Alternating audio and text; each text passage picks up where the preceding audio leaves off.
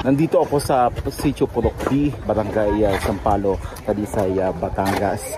At ongoing po ang retrieval operations ng BFP, Bureau of Fire Protection, mga residente, PNP at ng lokal na pamahalaan para sa mga natabunang mga residente ng landslide. Napakakapal po ng putik at mga bato, mga kahoy na bumagsak dito. Mga 12 bahay po ang natabunan dito kahapon dahil sa pananalasan ng bagyong Christine.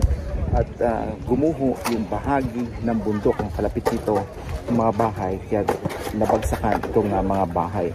Bukod po doon sa anim pa na hinahanap na karamihan ay mga bata, may 14 na nahukay ang mga bangkay. 12 dyan ay mga bata at 2 ay matanda. So bigla-biglaan daw, kinukwento ni Mayor Nestor Natanawan na 20 minutes bago nangyari ang pagbuho kahapon ay nandito pa si Mayor.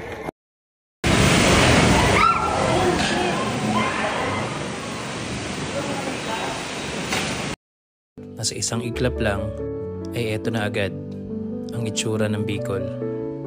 Ang dating masagana at ang dating masiglang lugar ng bayan ng Bicol ay naharap ngayon sa kalamidad.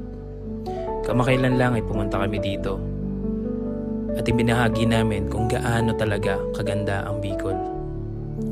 At ngayon, humaharap sila sa ganitong sitwasyon.